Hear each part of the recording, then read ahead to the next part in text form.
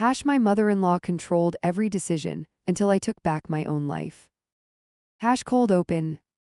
My name is Rachel Doyle, I'm 34 years old, and I run the billing and insurance department at a mid-sized dental practice outside Columbus, Ohio. On a Tuesday in March, I sat at my kitchen table with a spreadsheet open on my laptop, a coffee going cold at my elbow, and my mother-in-law Elaine's voice coming through the phone on speaker, telling me that she and my father-in-law had decided, past tense. Already settled that my husband and I would be hosting Easter this year, that we would be paying for the caterer because you two are doing so well now, and that she'd already told her sister and both of my husband's cousins to expect 22 people at our house. I hadn't been asked, I'd been informed. This was not new. I want to be clear about that from the start because if I told you this was the first time, you'd think I was overreacting to a single bad phone call and you'd be right to think that. But this wasn't the first time. It was the 400th time, roughly, if I'd been counting, and by that point, 9 years into my marriage, I had started counting quietly in a way nobody else knew about. I said, Elaine, we haven't talked about hosting. Michael and I need to discuss it first. She laughed, not a mean laugh, that was the thing about Elaine. She never sounded mean, she sounded amused, like I'd said something charmingly naive. Discuss what? It's Easter, Rachel, it's family, you don't discuss family, you show up for it. Then, before I could answer, besides, I already told my sister Denise you'd do the ham the way your grandmother used to, since you're so good at that Southern cooking thing. I don't cook Southern food. My grandmother was from Michigan. Elaine had confused me at some point in the past 9 years with a different daughter-in-law she'd once had, my husband's cousin's wife, who'd since divorced from the family and, I suspected, out of relief. I said okay, I always said okay. I want you to sit with that for a second, because it matters for what comes later. I said okay to hosting 22 people, catering a meal I hadn't agreed to, and making a ham dish I'd never made in my life, because it was easier to absorb the demand than to spend 45 minutes being reasoned out of my own boundaries by a woman who had never, not once in 9 years, lost an argument with me. That was the tenor of my marriage into the Doyle family. Not cruelty exactly, I want to be careful with that word, because if you'd met Elaine at a party, you'd have thought she was warm, funny, or generous even. She sent thoughtful birthday cards, the kind with handwritten notes instead of just a signature. She remembered my coworkers' names from stories I'd told once, 2 years earlier, and asked after them by name at the next holiday, which always disarmed me a little. She was, by every visible metric, a good mother-in-law. She was also, I would come to understand with total clarity 11 months later, someone who had spent 9 years quietly redirecting my husband's income, our decisions, our calendar, and eventually our house, toward her own comfort, and had done it so gradually, so reasonably, one small ask at a time, that by the time I noticed the shape of the whole thing, I was standing in the wreckage of it wondering how I'd ever agreed to any of it at all. I hung up the phone that Tuesday and looked at the spreadsheet still open on my laptop. It wasn't a work spreadsheet. It was mine, a private tab I'd started 8 months earlier, after a night I'll tell you about later, tracking every dollar, every hour, every canceled plan that had gone from our household to Elaine and Frank Doyle's household since the day Michael and I got married. The number, as of that Tuesday in March, sat at $61,400. I didn't say anything to Michael that night. I made dinner pork chops, the ones the boys liked, with the applesauce on the side because Ben wouldn't eat them touching. I let Michael tell me about a wiring problem he'd solved at work, the kind of small technical triumph he still got genuinely excited about after 12 years in the field, and I watched his face while he talked, trying to find, in his easy animation, some clue about the man who'd write an email I hadn't read yet but would, in 6 weeks, read. I put the kids to bed. I read Owen 2 chapters of the book he was working through, and I sat on the edge of Ben's bed until his breathing evened out. And somewhere around 11 o'clock, lying awake next to a man I loved and a mother-in-law I had spent 9 years trying to please, I thought very calmly, the way you'd note the weather. Something in this family is going to have to break. I just don't know yet whether it's going to be them or me. I didn't know that Tuesday night how close I already was to finding out. Welcome back. If you're new here, I'm glad you found this one. And if you've ever been the person in your family who's expected to fix everything, host everything, pay for everything, and smile while you do it, stick around because this story is for you. If it resonates, let me know in the comments where you're watching from and consider subscribing. It helps more than you'd think. Rewind where it started. Let me take you back to the beginning, because you can't understand the ending without understanding how ordinary the start of all this looked. I met Michael Doyle when I was 24 at a mutual friend's barbecue in Grandview Heights. He was 26, an electrical engineer, funny in a dry, understated way, and this mattered to me coming out of a chaotic childhood of my own steady. Predictable. He called when he said he'd call. He showed up on time, every time, and once drove 40 minutes in a thunderstorm to bring me soup when I had the flu because I'd mentioned, offhand, that I was out of crackers. I found that almost unbearably attractive, the reliability of him, and I still do, honestly, even now, after everything. What I didn't understand yet, in the first 18 months of dating him, was that Michael's steadiness had a source, and the source was a lifelong habit of not disappointing his mother. Elaine Doyle was 61 when I met her, a retired school administrator married to Frank, a quiet man who worked in facilities management for the county and mostly stayed out of things, deferring to Elaine's judgment on nearly everything with a kind of tired, long-practiced ease. Elaine had 3 children: Michael, the middle child, his older sister Kristen, and his younger brother Patrick. Kristen was the smart one. She'd gone to Ohio State on a partial scholarship, become a pharmacist, married a cardiologist, and crucially, in Elaine's accounting of things, had never needed anything from anyone. Kristen lived 90 minutes away in Cincinnati, and in 9 years I watched her attend exactly 4 family events. Elaine spoke of her with a kind of reverent, slightly wounded pride, the way you talk about a child who'd moved to another country and rarely called. "Kristen's just so independent," she'd say, in a tone that managed to sound both admiring and faintly accusatory, as though independence were a mild character flaw Kristen had never quite outgrown. Patrick was the baby, even at 31 when I met him, and he was, gently put, a mess: 3 jobs in 4 years, a car repossessed twice, and a habit of borrowing money from his parents that everyone in the family discussed in hushed, sympathetic tones, as though Patrick's debts were a chronic illness rather than a pattern of choices. He was also, I want to be fair, genuinely sweet in small doses. He was the one who remembered to bring a soccer ball for Owen at every family gathering, the one who'd sit on the floor and actually play instead of just performing affection for the adults' benefit. I liked Patrick. I just also eventually understood that liking him and subsidizing him were 2 very different things that the family had quietly fused into one obligation.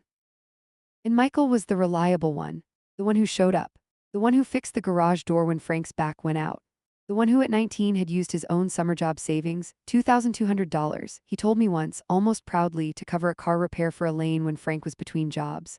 That story got told at Thanksgiving every single year I was part of that family, always by Elaine, always with the same inflection. That's just who Michael is. He takes care of people.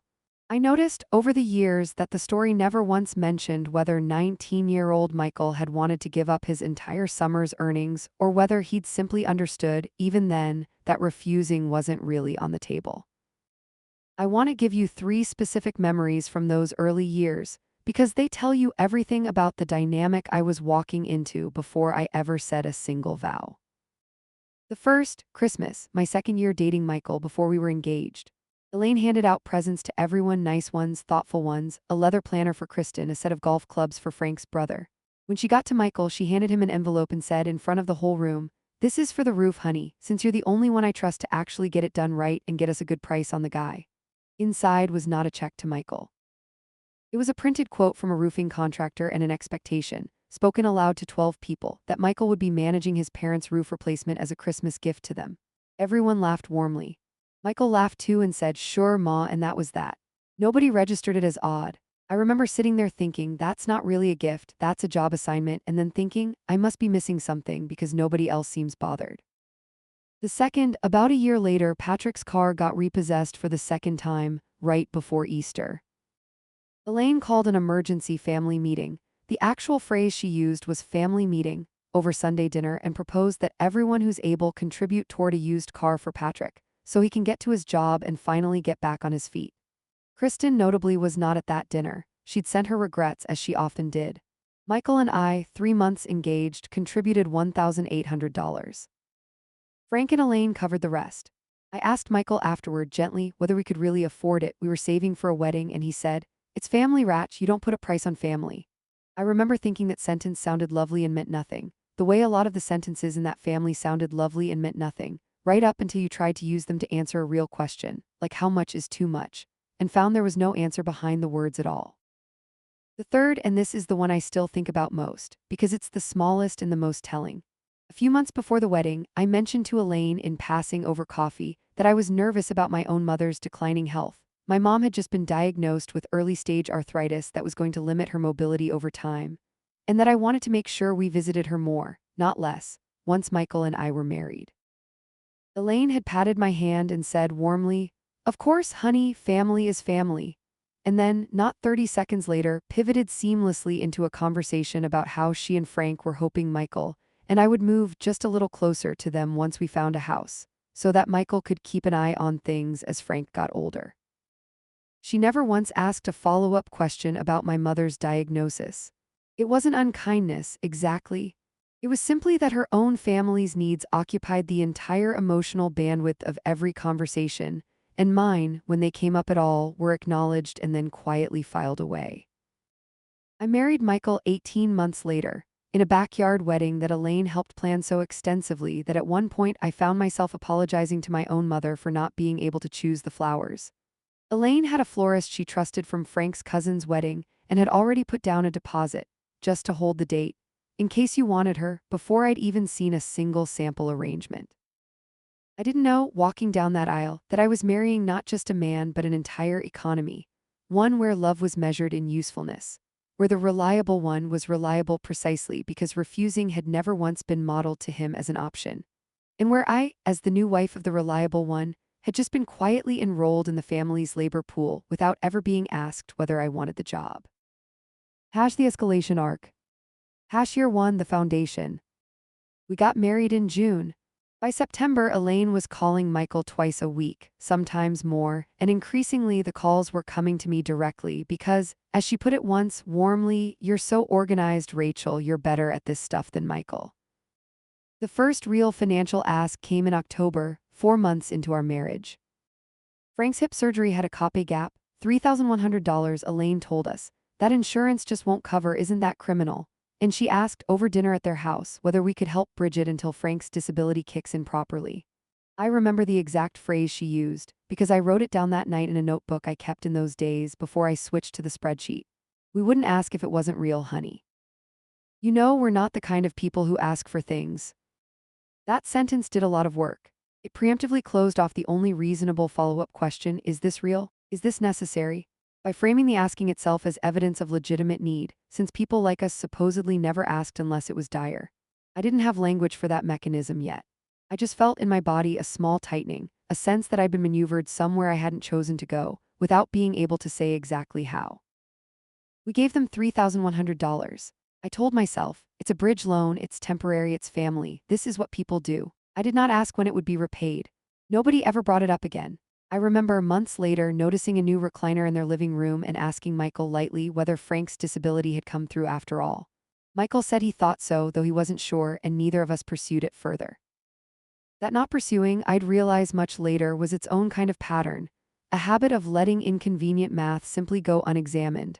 Because examining it felt petty, felt like keeping score in a family that insisted, loudly and often, that it didn't keep score at all. It kept score. It just made sure the scoreboard only ever faced one direction. Hash year 2, age 27, the pattern set. By our second anniversary, I was pregnant with our first son, Owen. Elaine's involvement intensified in a way I initially mistook for excitement about becoming a grandmother.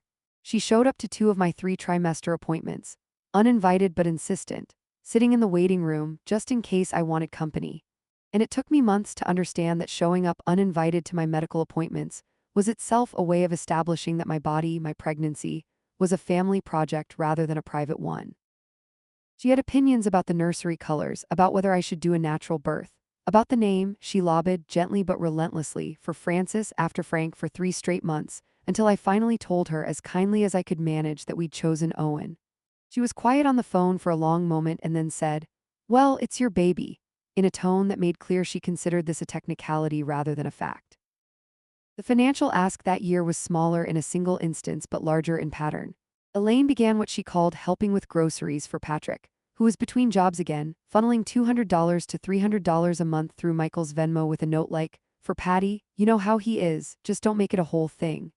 Michael, in turn, would transfer that money forward and often add to it. When I finally asked, 6 months in, how much we'd sent Patrick that year, Michael didn't know. We pulled the statements together one night and found it was $2,700, spread across 11 separate small transfers, each one too small to trigger a real conversation, each one framed as a one-time favor. I said, "Michael, this isn't a one-time thing, it's every month." He said, "I know, but what am I supposed to do, tell my mom no when she's worried about my brother?" I said, "You could tell her you and I need to decide together what we give and how much."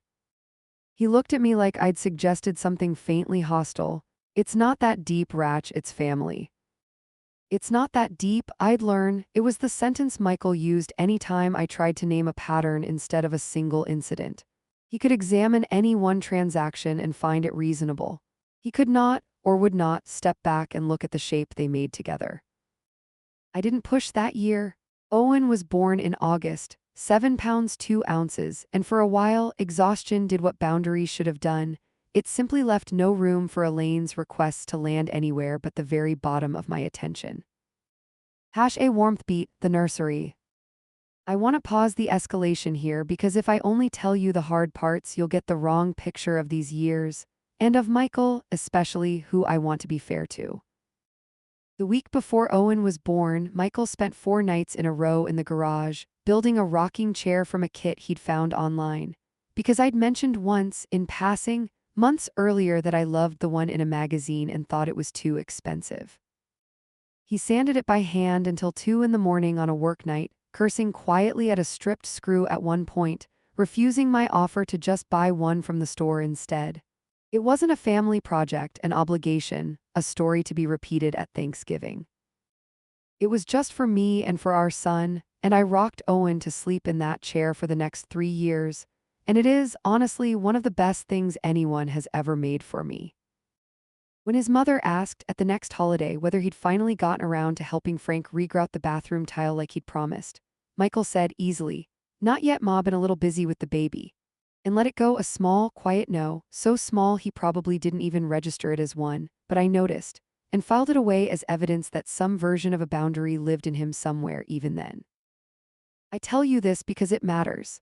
Michael was not a bad man, and this is not a story about a bad man. It's a story about a good man who had never once been given permission to have boundaries with his mother and a wife, me, who took 9 years to understand that loving him meant, eventually, forcing a reckoning he didn't know how to start on his own. If you're finding yourself nodding along here, if any of this sounds familiar, go ahead and drop a comment about where you're watching from. I read every one. Year 3, age 28, the house. Owen was 1 when Michael and I started looking at houses. We'd saved carefully $34,000 for a down payment, money I'd tracked in a shared account with a discipline that, looking back, was maybe the first real boundary-adjacent thing I ever did in that marriage because I never told Elaine the number. 2 weeks before we were set to close on a 3-bedroom in Westerville, Elaine called Michael with news. Frank's facility's job was downsizing his department, and while his job itself was safe, his hours and his overtime pay, which made up nearly a third of his income, were being cut. She didn't ask for money directly. She never asked for money directly. I want to note that as a pattern because it's important. What she said was, "We're not asking for anything, we'll figure it out." "We always do," delivered in a tone so heavy with unspoken worry that Michael came to me that night and said, unprompted, "I think we should give my parents $5,000 from the house fund, just to help them get through this rough patch."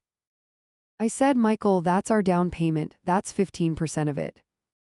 He said, "I know, but if Dad loses the overtime and they can't make the mortgage, what happens then? They lose the house. My parents lose their house, Rachel." I said, "Has anyone confirmed that's actually the risk, or is that the story your mom told you?" He got quiet at that. It was, I think, one of the first times I'd ever pushed back with a real question instead of an accommodation, and he didn't have a ready answer.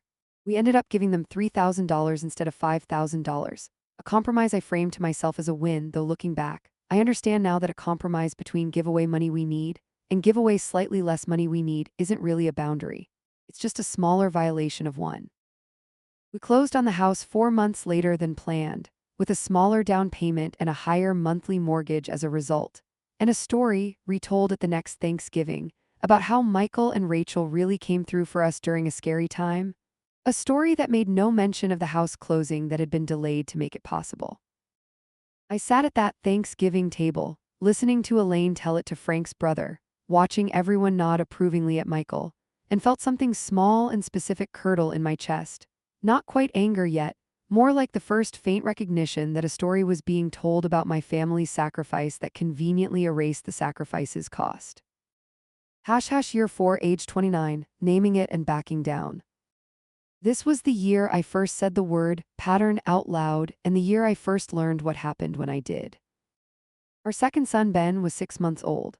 I was exhausted, sleep-deprived, and back at work part-time, and Elaine called to ask whether we could take on hosting Frank's 70th birthday party, 16 people, a rented hall, catering, because, as she put it, Kristen's just so busy with the girls, and honestly, hosting isn't really her thing, and you're just so much better at this than I am at my age.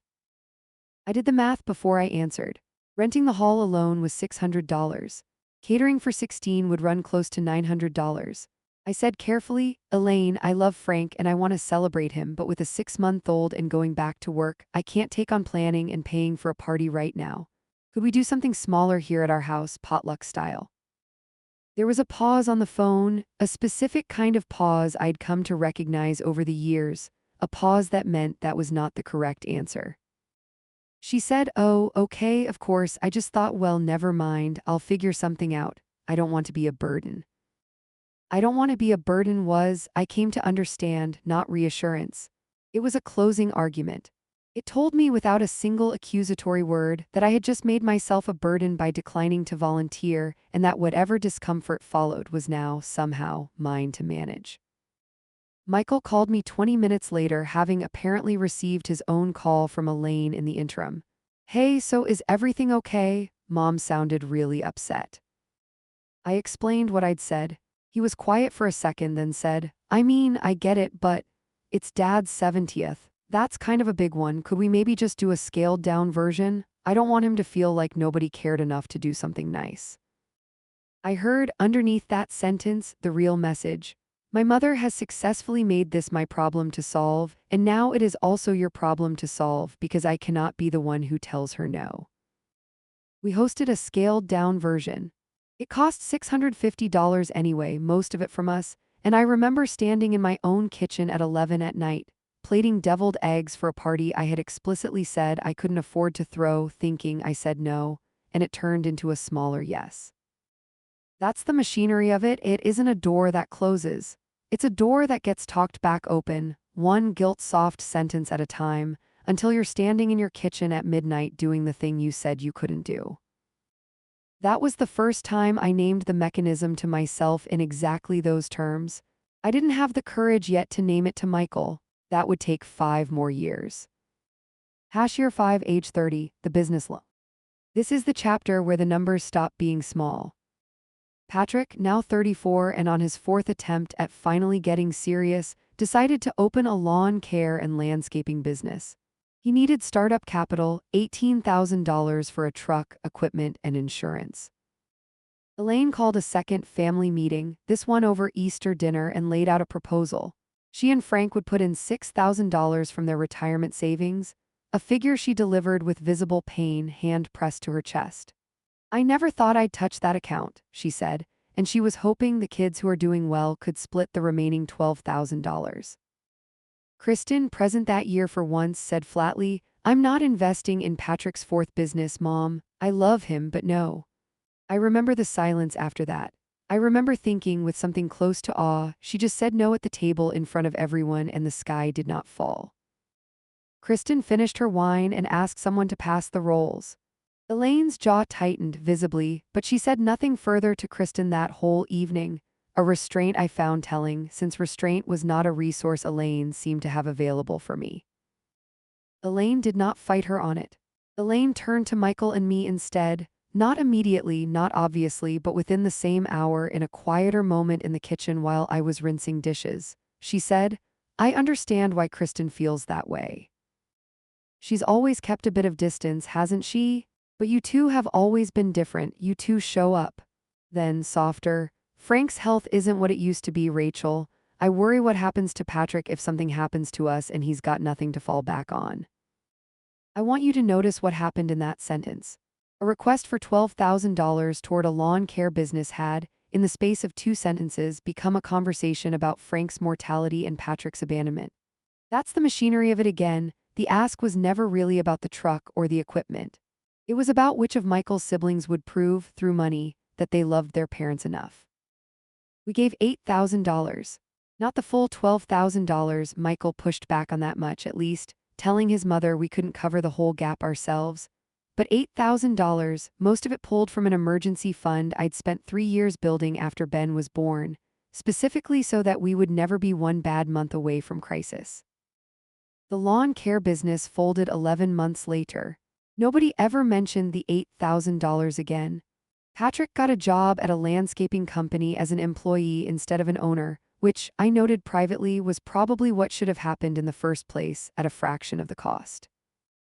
I asked Michael once quietly whether he thought we'd ever see any of it back. He said, I mean, technically it was an investment, not a loan. And I understood in that moment that investment was simply the word this family used for money that left our account and never, under any circumstances, came back. Year 6, age 31, a small warmth and a warning I missed. I want to give you another warmth beat here, because the marriage was not, even now, entirely defined by Elaine. That spring, Owen, then 4, had a rough patch, nightmares, clinginess, and a hard adjustment to starting preschool. Michael took 2 weeks of vacation, not to travel, but simply to be home in the mornings and evenings, reading the same 3 books over and over, sitting on the floor of Owen's room until he fell asleep night after night without complaint. He never once framed it as a sacrifice. He just did it. Watching him with our sons, unhurried and endlessly patient, was still, at that point in the marriage, the thing that made all the rest of it feel survivable. One night I found him asleep on Owen's floor, still in his work clothes, a picture book open on his chest, and I stood in the doorway for a long minute just looking at him, thinking that whatever else was true about this family, I had not made a mistake marrying this particular man. But that same spring, I also noticed something I should have paid closer attention to. My mother, visiting for a weekend, sat with me in the kitchen while the boys napped and said, gently, Rachel, honey, can I ask you something? Do you ever feel like you're the only one in that family who's allowed to say no and even you can't really say it? I laughed it off. I said, it's not that bad, Mom, it's just how they are. She said, I know, I just want you to know I've noticed. I didn't ask her to say more. I wish now that I had. She died 2 years later suddenly of a stroke, before any of this came to a head, and I've thought often since then about that conversation. How she saw the shape of it years before I could name it myself, and how I let the moment pass because naming it felt, at the time, like an act of disloyalty to a marriage I still fully believed in. Year 7, age 32, the vacation fund. This is the chapter where I started the spreadsheet. Michael and I had been trying for 3 years to save for a family trip, nothing extravagant, a week at a lake house in Michigan, something we'd promised the boys we'd do when Ben turns 5. We'd saved $4,200 in a dedicated account by that January, with a target of $6,000 by June. In March, Elaine's furnace died. The quote to replace it was $5,800. She called Michael, not me, this time, which I noted, because by then I understood that certain asks were rooted to whichever spouse was more likely to say yes, and told him that she and Frank simply didn't have it, that their savings were gone mostly between Frank's meds and everything with Patrick's truck, and asked whether Michael could float it, with a vague promise to pay him back once Frank's disability review goes through. Michael came to me and said before I could respond, I already told her yes. I'm sorry, I know we were saving for the trip, but Ratch, it's their furnace. It's March, what if the pipes freeze? I did not raise my voice.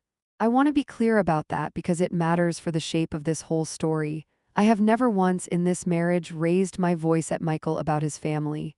I said quietly, you told her yes before you talked to me. He said, I know, I'm sorry, I panicked. She sounded really upset. I said, Michael, she always sounds really upset. That's not new information. What's new is that you committed our money without me. That was the first real fight of the marriage. Not loud, not dramatic. Just a long, cold, exhausted conversation that ended with both of us agreeing on paper to a new rule. No financial commitments to either of our families over $200 without discussing it together first. We even wrote it on a sticky note and put it on the inside of a kitchen cabinet, half joking, half deadly serious. I kept that sticky note for years, long after it had stopped meaning anything. We gave Elaine and Frank the $5,800 anyway. The trip to Michigan didn't happen that year. It didn't happen the next year either. That night after the fight, after the money was already gone, I opened a blank spreadsheet on my laptop for the first time and started writing down every number I could remember, going back to the roofing quote from Christmas 9 years earlier. It took me 3 hours. When I was done, the running total incomplete, since I know I'd forgotten things, sat at $43,900. I did not show it to Michael. I told myself I was keeping it just in case, though I didn't yet know in case of what. Year 8, age 33, the rule gets broken. The $200 rule lasted, in practice, about 5 months. In August, Elaine called with a new framing I hadn't heard before. Not an emergency, but a family investment. Frank, at 72, wanted to help Patrick again, put a down payment on a small house since renting was throwing money away. The family investment this time was $10,000, and Elaine had a spreadsheet of her own, dividing the amount by each of the children, with Kristen's share listed at $3,300, Michael's at $3,300. And this is the detail that still catches in my throat: Patrick's own share listed as $3,400, which he was, notionally, contributing to his own down payment through sweat equity, a phrase that meant, as far as I could tell, absolutely nothing. Kristen declined again by text, this time with 3 words, "Not this one." Michael did not decline. He didn't ask me first either, not directly. What he did was mention it to me on a Tuesday, almost in passing while making coffee. Mom sent over a thing about helping Patrick with a house down payment. I told her I'd think about it and talk to you. Then 2 days later, I found a Venmo confirmation in our shared account. $3,300 sent to Elaine, memo line reading for Patrick House. I asked him about it that night. He looked, for the first time in this whole saga, genuinely uncomfortable, not defensive exactly, but caught. He said, "I know we said we'd talk about it first. She called again and I could hear her getting upset, and I didn't want to make her wait on us while we discussed it, like we were some committee deciding whether she deserved help." I said quietly we had a rule. He said, "I know I broke it, I'm sorry." I believed the apology. I still believe it was sincere. But sincerity and pattern are different things, and I had by then 8 years of pattern, and I understood, with a clarity that felt less like anger and more like grief, that Michael was not capable of holding a boundary with his mother even when he'd agreed to one in advance with me, on purpose, specifically because he knew he'd need the reinforcement. Owen was 7 that fall. He'd started asking, unprompted, why we never went on the lake trip like we'd promised. I told him soon. I didn't believe it when I said it. Year 8.5, the Christmas that almost broke something sooner. I want to add one more incident here, out of strict chronological order, because it happened that same December and it deserves its own space. It was, in hindsight, a preview of the confrontations still to come, when I let close back up too quickly. Christmas that year, Elaine, in front of the entire extended family, announced that she and Frank had decided to leave the lake cabin, a small, rundown property Frank had inherited from his own father decades earlier, worth maybe $40,000 on a good day, entirely to Patrick in their will, since he's the one who will actually use it and take care of it, unlike some people who are too busy with their careers to ever come up. She said this while looking, not quite subtly, at Kristen. Then, almost as an afterthought, she added that the rest of the estate, modest as it was, would be divided evenly, of course, minus whatever's already been given out along the way, to keep things fair. She smiled when she said "to keep things fair," and I felt something go cold in my stomach because I understood instantly what that sentence meant. Every dollar Michael and I had ever given this family, every loan that was never called a loan, was going to be quietly subtracted from Michael's eventual inheritance, while money spent directly on Patrick, his truck, his house down payment, his groceries, apparently would not be subtracted from his. I did the math in my head, right there at the table, over the sound of Christmas music and someone's toddler shrieking with laughter in the next room. 9 years of giving, and it wasn't even being counted as giving. It was being quietly filed as an advance, one that would be deducted from whatever came to us later, while Patrick's far larger sum sat untouched, uncounted, simply his. I said nothing that night. I caught Michael's eye across the table and saw, for a half second, the same recognition flicker across his face, and then saw him look away, back down at his plate, unwilling to hold it. That was the moment, I think now, when some quiet, patient part of me stopped hoping he'd notice the pattern on his own and started building the case instead. Year 8 3/4, the Christmas card list. There's one more small incident from that same stretch I want to include, because it's the kind of thing that would sound trivial if I told it to you on its own and only makes sense in the context of everything around it. That January, doing the annual chore of updating our Christmas card list, I noticed that Elaine had, at some point, added herself as a cosigner on the account we used to order the cards through, a small photo printing service. Nothing significant, $6 a year in savings on a bulk discount. When I asked Michael about it, he said vaguely, "Oh yeah, she asked to be added a while back, something about wanting to see the proofs before they went out so she could weigh in on which picture we used." I hadn't remembered agreeing to that. I went back through old emails and found the request, sent again, not to me but to Michael 18 months earlier, phrased as, "Since Rachel's always so busy, why don't I just help out with picking the photo this year and save her the stress?" I had never seen the final proofs. I had never picked the photo on our own family's holiday card in a year and a half, and I hadn't even noticed because the picture Elaine chose was, to be fair, a perfectly nice picture of my own children. It was such a small thing. I want to be honest that in isolation it would barely register as a story worth telling. But it was, I think, the moment I first understood that the pattern wasn't only about money. It was about a slow, patient erosion of small decision-making rights. Who picks the photo, who plans the party, who decides the menu, who gets asked and who gets informed, each one too minor to fight over on its own, each one just one more data point in a much larger picture I still hadn't fully assembled.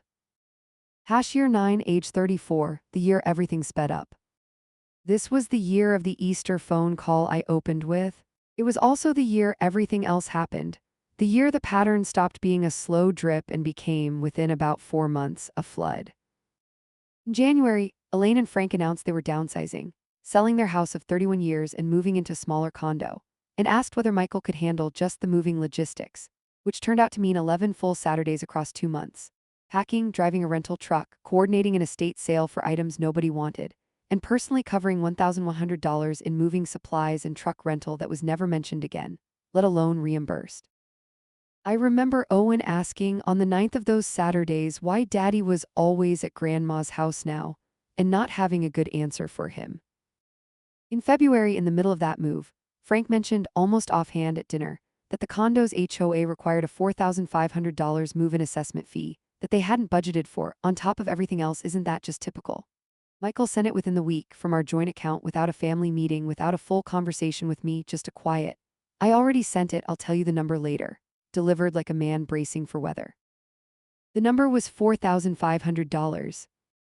By the time Elaine called about Easter in March, the 22 guests, the catering, the ham I don't know how to make, my private spreadsheet, updated that same week, read $61,400 across 9 years.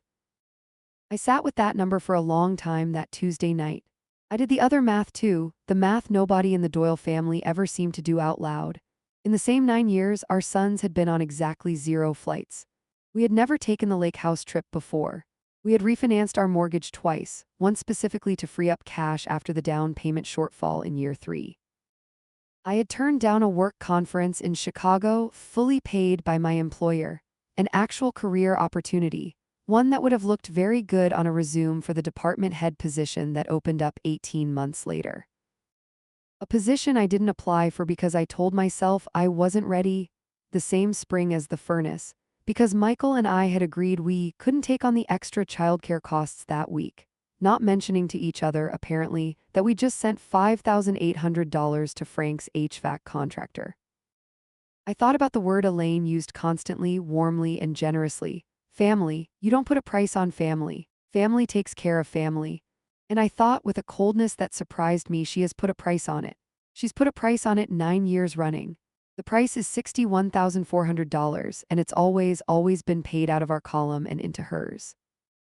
That was the night I decided I needed proof. Not for Elaine, not yet, but for myself, because I had started to doubt my own memory of events under the sheer volume of reasonable-sounding explanations I'd absorbed over 9 years. I wanted to see in one place on one page whether I was the villain of an ungrateful daughter-in-law story or whether something else was true. I did not yet know that in 6 weeks, I'd find something that would answer that question in a way I never expected. There's a kind of quiet that settles over a marriage right before it changes for good, not a fight, not a slammed door, just a low, steady hum, like a refrigerator you've stopped noticing until the moment it clicks off.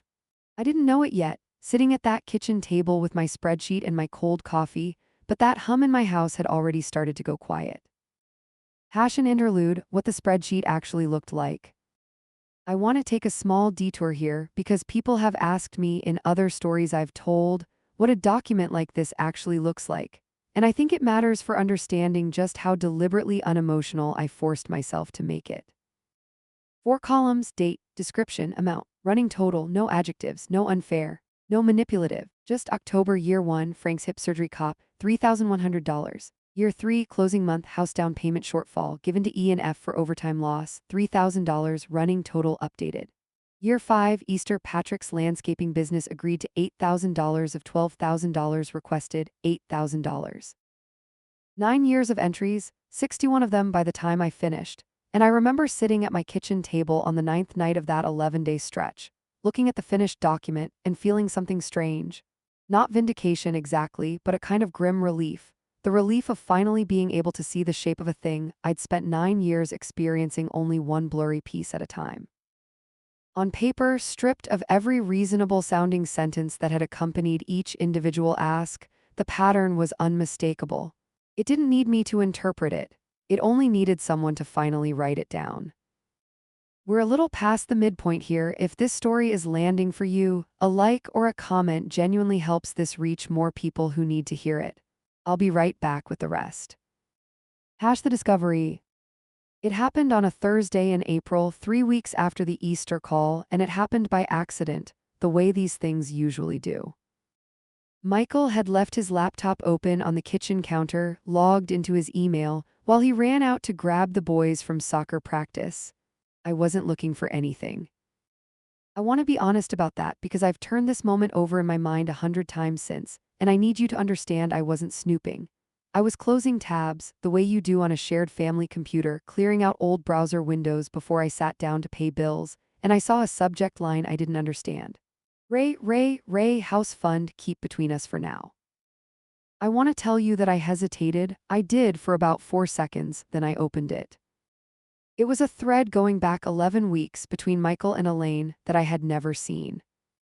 It started with Elaine asking Michael in late January whether he'd consider quietly contributing to a fund, her words, to help Patrick with a down payment on a house, before Rachel gets too deep into her own savings goals for you guys.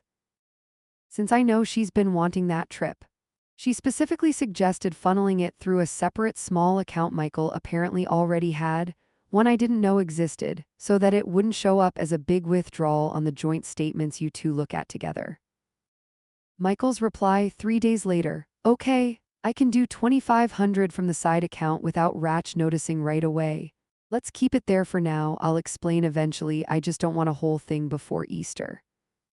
I read that sentence 4 times without Ratch noticing, I'll explain eventually, don't want a whole thing. Further down the thread, dated just 7 days before the Easter call, the 22 guests, the ham Elaine had written to Michael. Also, don't worry, I'll handle asking Rachel about hosting. She never really says no to me, she just needs to feel like it's her idea a little. You're sweet to worry so much about her feelings, honey, but honestly you make it harder than it needs to be. She'll come around, she always does.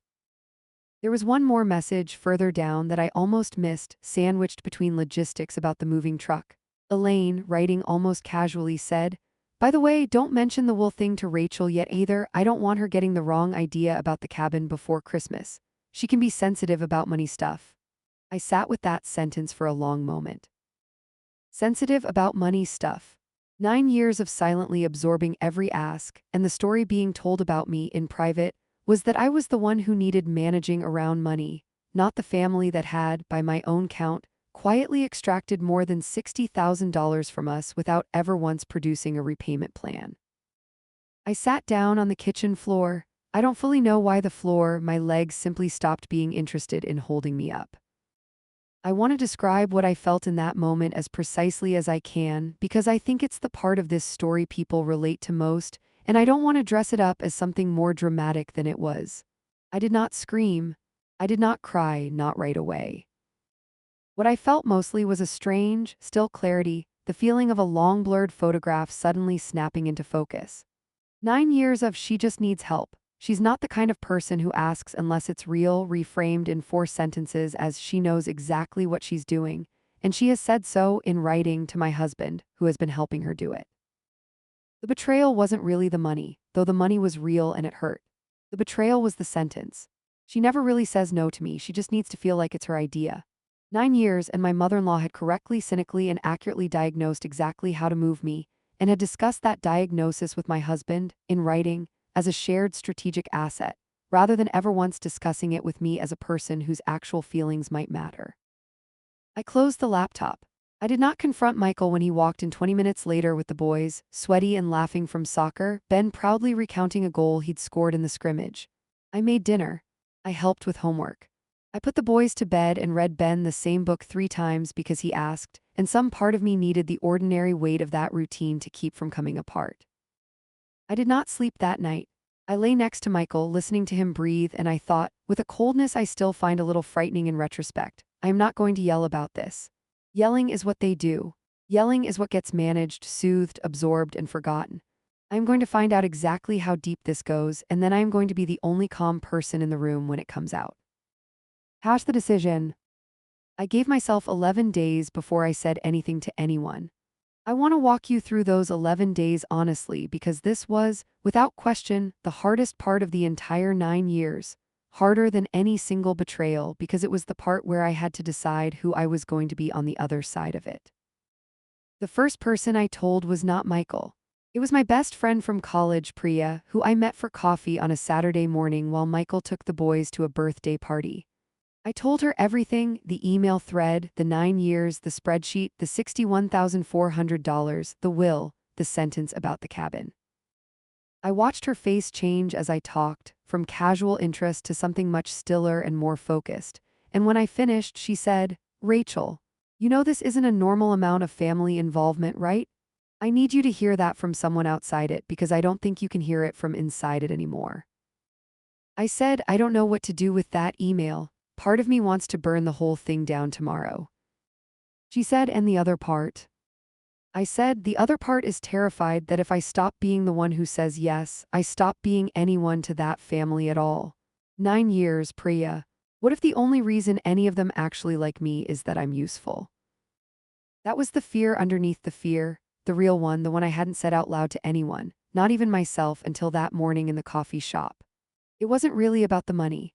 It was about a much older, much more childish terror, that love in families is conditional on utility, and that if I stopped being useful, I would simply cease to matter to any of them, including maybe to Michael. Priya didn't try to talk me out of the fear. She just said, "Even if that's true of Elaine, and it sounds like it might be, is it true of Michael? Because that's really the only question that matters right now." I didn't have an answer yet. Over the following days, I found myself replaying old memories with new eyes. The way you do after a diagnosis reframes a decade of vague symptoms into a single, obvious pattern.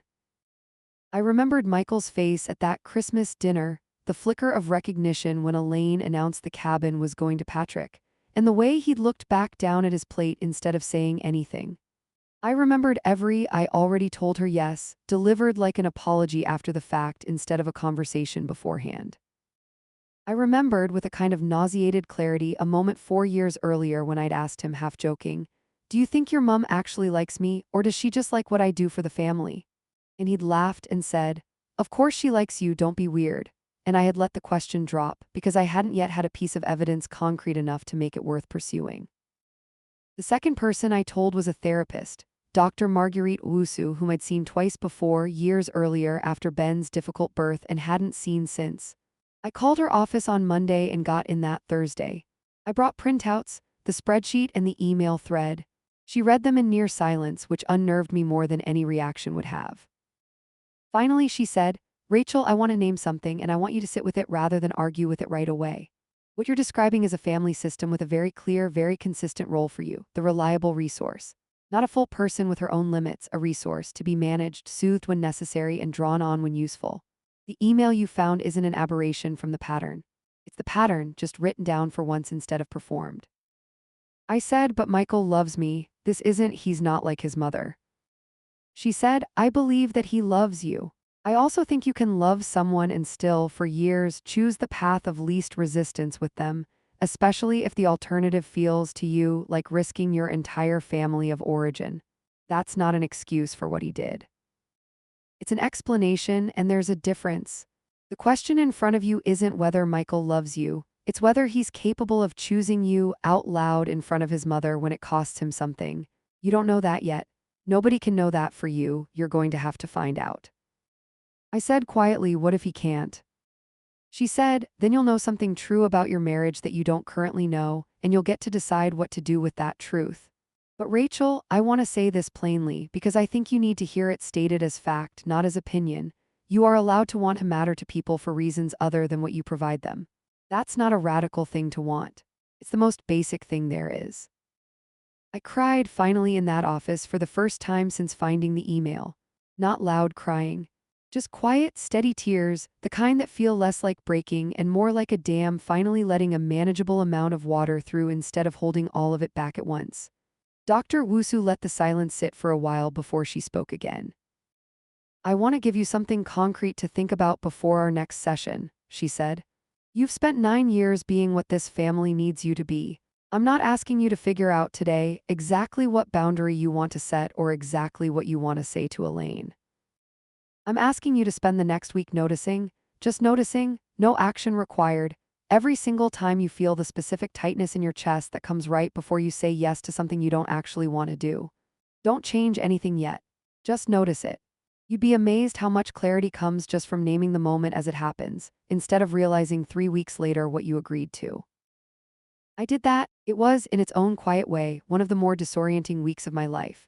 Because once I started noticing, I saw it everywhere, not just with Elaine, but at work, with a coworker who habitually dumped last-minute tasks on me because I never seemed to mind.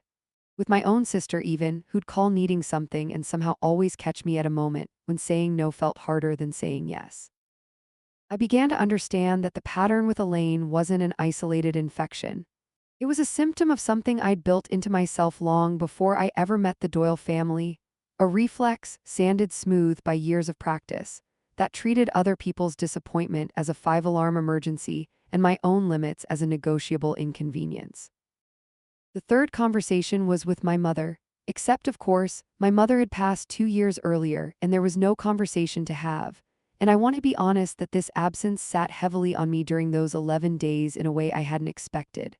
I found myself, more than once, picking up my phone out of pure habit to call her before remembering.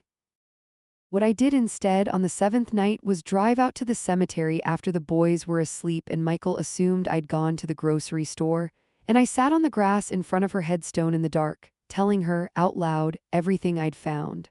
I told her about the email.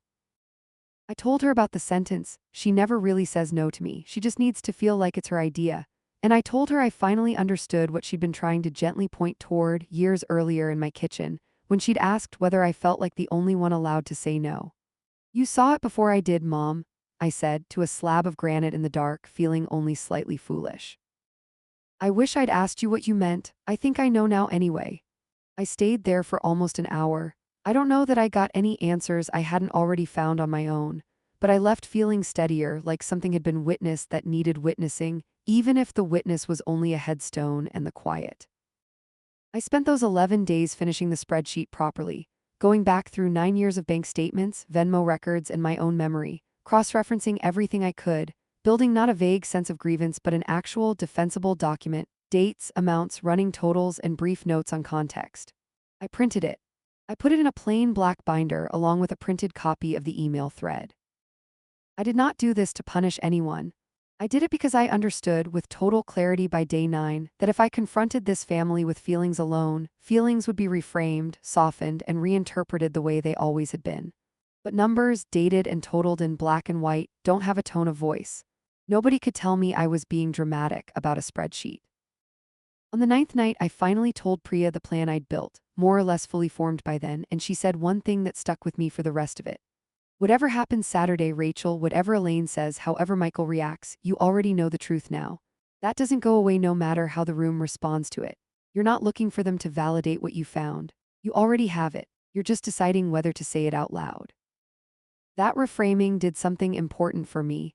It took the confrontation in my mind from a high-stakes gamble. What if they don't believe me? What if it backfires?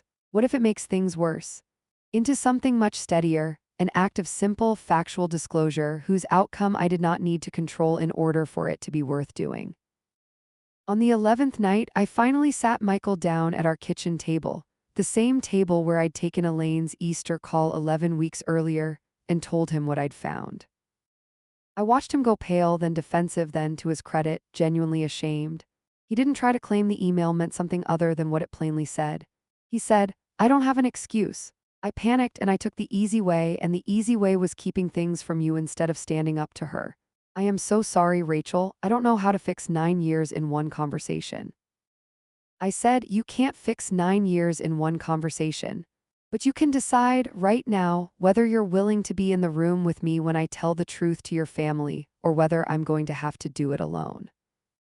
He was quiet for a long moment. Then he said, "I'll be in the room. I owe you that much. I owe you a lot more than that, but I'll start there." I believed him. I want to be honest that I wasn't fully certain even then that he'd hold. But I decided, and this was, I think, the single bravest choice of the entire 9 years, that I was going to proceed as though he might and build a plan that didn't actually depend on it either way. If Michael stood beside me, good. If he didn't, I was still going to say what needed saying because I had finally understood something I wish I'd understood in year one. My clarity does not require anyone else's agreement to be true. We chose the setting together 3 days later, Elaine and Frank's condo, a family dinner. I asked Michael to arrange it, ostensibly to talk about summer plans. 22 guests would not be there this time. Just Elaine, Frank, Michael, me, and at my specific request, because I wanted a witness who owed nothing to anyone's version of events, Kristen, whom I called directly for the first time in 9 years, and told simply, "I have something I need to say to your parents and I think you'll want to hear it too." She was quiet for a moment on the phone and then said, "I've been waiting 9 years for someone to say this to me. I'll be there Saturday." Hash the confrontation. Elaine's condo smelt like the pot roast she'd made, a peace offering, maybe, or a habit. I never found out which. We sat at her small dining table, Elaine across from me, Frank beside her, Michael to my right, Kristen at the end, arms folded, watching everyone with the careful neutrality of someone who'd clearly been waiting 9 years for this dinner too. Elaine talked for the first 10 minutes about ordinary things, Owen's soccer season, the condo's new neighbors, and a story about Patrick's job going well. Finally, knock on wood. I let her talk. I ate a little of the pot roast. I did not raise my voice, not once, that whole evening, and I want you to hold on to that because everything that followed depended on it. When there was a natural pause, I set the black binder on the table. "Elaine, Frank," I said, "I want to talk about the last 9 years." Elaine's face did something quick and complicated. A flicker of alarm smoothed almost instantly back into pleasant curiosity. "Of course, honey, what's on your mind?" I opened the binder to the first page, the summary sheet, the running total highlighted in yellow, $61,400. I turned it so she could see it. "This is every dollar Michael and I have given, loaned, or spent on this family's behalf in the last 9 years, dated and documented. It doesn't include labor, the 11 Saturdays of moving, the party planning, the childcare Michael's covered for Patrick's kids. None of that's in the dollar figure, just money."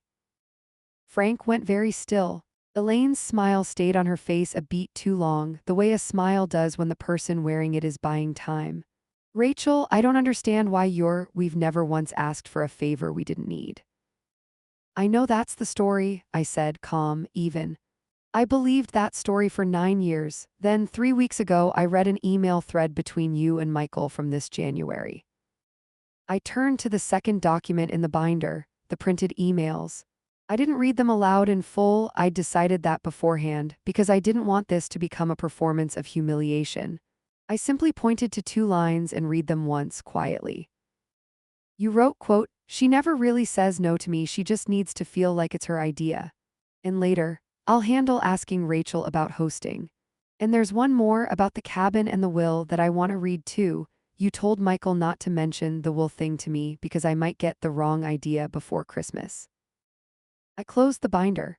Elaine, I've spent 9 years believing this family needed help. I didn't understand until 3 weeks ago that some of what I thought was need was actually strategy, and that the strategy specifically included managing my feelings so I wouldn't say no, and managing what I was allowed to know about my own family's finances. Elaine's composure cracked for the first time in 9 years of knowing her. Her voice rose, sharp and wounded. That is not Rachel, that is a completely unfair reading of a private conversation between a mother and her son. You're twisting one sentence into some kind of scheme. Families help each other. That's what we've always done, and now you're going to hold one email against 9 years of love. Frank said low. Elaine. No, Frank, I won't sit here and be accused of manipulating my own daughter-in-law like I'm some kind of con artist. We have given this family everything. Everything. Her voice was loud now, the loudest I'd ever heard it, filling the small dining room, and Frank flinched slightly beside her, the way I imagine he'd flinched at this exact register 1,000 times over 40 years of marriage. I did not raise my voice to meet hers. I said quietly into the space her volume had opened up. Elaine, I'm not asking you to feel guilty. I'm telling you what I found and what it cost, and I'm telling you it stops now. Love that has to be managed into compliance isn't love. It's a transaction dressed up as one, and I've been making the payments for 9 years without ever being told that's what it was. That's not fair, Elaine said, quieter now, some of the fight draining out of her voice replaced with something closer to genuine hurt. You make it sound so calculated. I love you, Rachel. I have always loved you. I believe that you believe that, I said. But Elaine, love that requires you to secretly coach my husband on how to get around my no isn't love that includes me as a full person. It includes me as a resource you've learned how to manage efficiently. There's a difference, and I only just learned it. Kristen spoke for the first time all evening, quietly from the end of the table. Mom, she's right. I left the room every time this stuff came up for 15 years, and I never once told Rachel why. I got out because I saw exactly this happening to me first back when I was in nursing school and you tried to get me to co-sign on Patrick's first car loan. I said no and you called me selfish for a solid year. I decided it was easier to just stay away. I should have warned Rachel instead of just quietly protecting myself. I'm sorry it took this long. Elaine turned to her, something raw and startled crossing her face, as though this were the first time in 15 years anyone had explained Kristen's distance to her plainly without softening. You think I'm Kristen, I never meant. I know you never meant to, Mom, Kristen said gently but without backing down. That's kind of the whole problem. You've never once had to mean it because it worked anyway. The table went silent. Frank looked for the first time in 9 years old and tired, and I want to be fair here, genuinely sorry in a way that had nothing performative about it. He said quietly to no one in particular, I told her years ago that we were asking too much of you too. She said families don't count. Frank, Elaine started, a warning edge in her voice, but he continued anyway, and I think it was the first time in the entire 9 years I'd ever heard Frank overrule her on anything. No, Elaine, let me finish for once. I told you after the furnace that it wasn't right, taking that much from Michael when they were trying to save for a trip for their boys. You told me I worried too much and that it always worked out. I let you say that because it was easier than arguing with you, the same as I've let you say most things for 44 years. I'm not proud of that. I think Rachel's right that something's been off for a long time, and I think some of it is on me too, for never once backing her up when I should have. Elaine's eyes filled suddenly, and this is the moment I want to be honest about because I promised myself I wouldn't paint her as purely a villain, and she wasn't, not in this moment.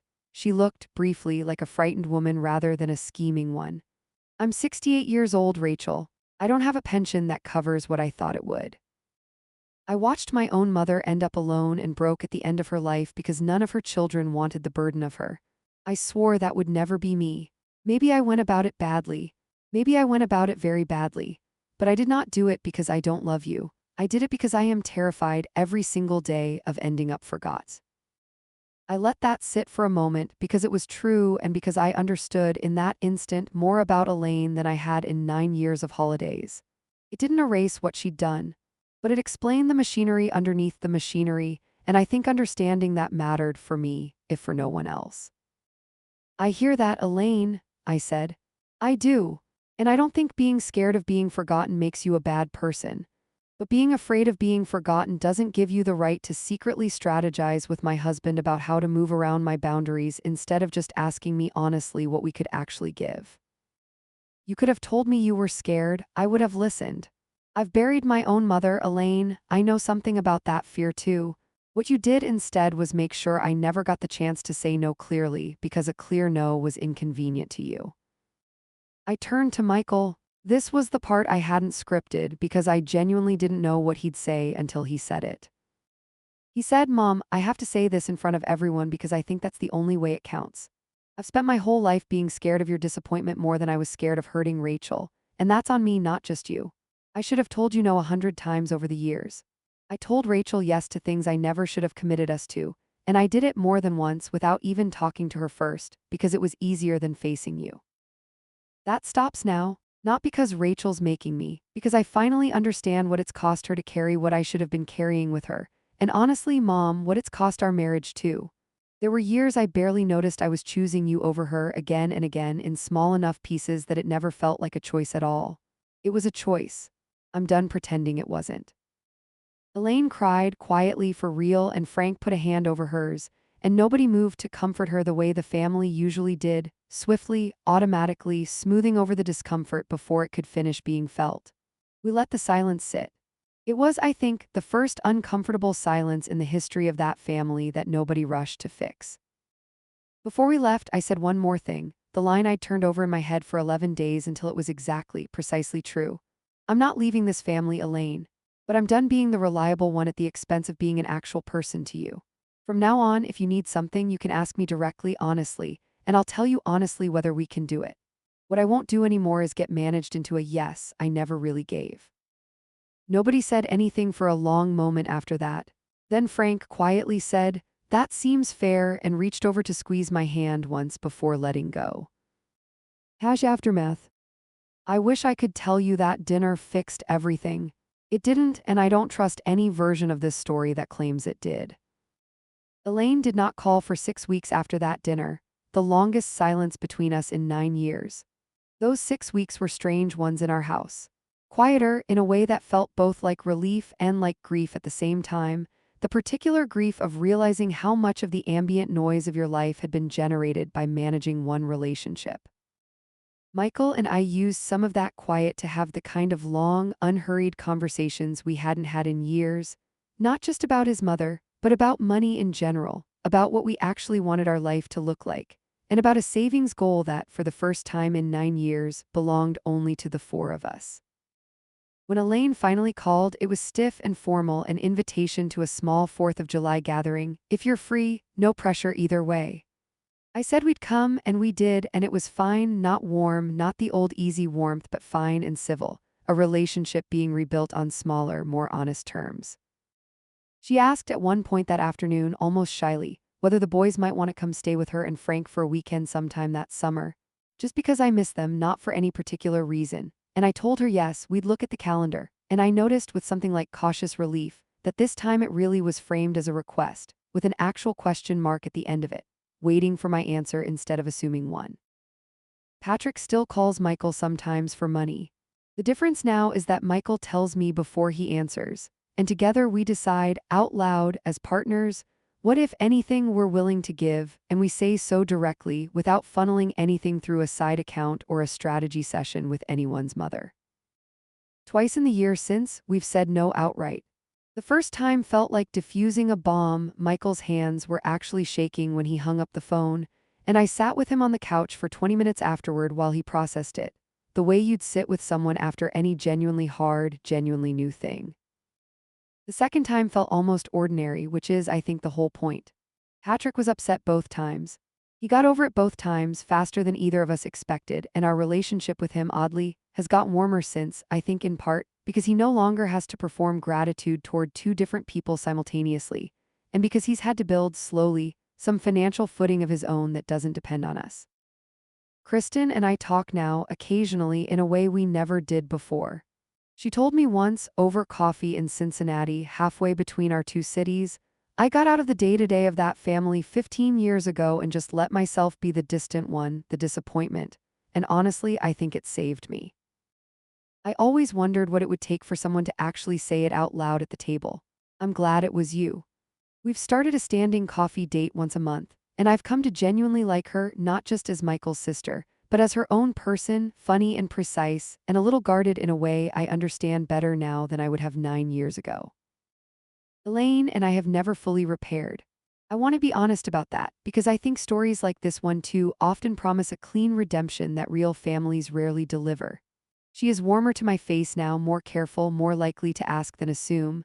But there is a formality between us that wasn't there before, a watchfulness on both sides, and I don't know if that ever fully goes away or if it should. There was a moment, about 4 months after the confrontation, when she called to ask, genuinely ask, with room in the sentence for a no, whether we could help cover part of a car repair, $650, because Frank's car had failed inspection and their savings were tight that month. I said, let me talk to Michael and I'll call you back tomorrow. And I meant it literally, not as a delay tactic. And when I called back the next day, we'd agreed to cover half. She thanked me simply, without a story about sacrifice or family loyalty attached to it, and hung up. It was such a small, unremarkable exchange, and it meant more to me than almost anything else that's happened since, because it was the first time in 9 years that a request from Elaine had felt like an actual negotiation between two adults instead of a foregone conclusion dressed up as a question. Frank, oddly, is the one who calls me now, sometimes just to check in, no ask attached, and those calls, small as they are, mean more to me than almost anything Elaine has said since that dinner. He asked me once, a few months in, whether I thought he and Elaine could ever really change after 44 years of the same patterns. I told him honestly that I didn't know, but that I'd noticed him speak up at that dinner in a way I'd never once seen him do before, and that the noticing had to count for something. He said, "It's hard to unlearn 81 years of not making waves, Rachel, but I'm trying. I owe you that much." The redemptive thread, if there is one, runs through my sons. Owen, now 8, asked me a few months after that dinner why Grandma Elaine seemed different. I told him in language he could hold that sometimes grown-ups learn, late in life, that love and asking for things aren't supposed to be tangled up together, and that Mommy and Daddy were teaching Grandma, and each other, how to untangle them. He thought about that for a long moment and said, "Is that why you and Dad always ask me if I'm sure instead of just telling me what to do?" I said yes. He nodded, satisfied, like it made sense, like it was simply how families were supposed to work, a thing he was growing up believing was normal, rather than a thing his mother had to fight 9 years and one devastating email to learn. We finally took the lake trip that August. 6 days in Michigan, a rental cabin, and no phone calls from Elaine because I'd told her clearly, weeks in advance, that we'd be unreachable, and that was by design, not accident. And notably, she didn't push back on it, which itself felt like a small, hard-won victory. Ben, 5 by then, caught his first fish off the dock and screamed with a joy so pure it made me cry, quietly, behind my sunglasses, thinking about how close we'd come to never taking that trip at all, how easily 9 years of small, reasonable-sounding yesies could have swallowed it whole.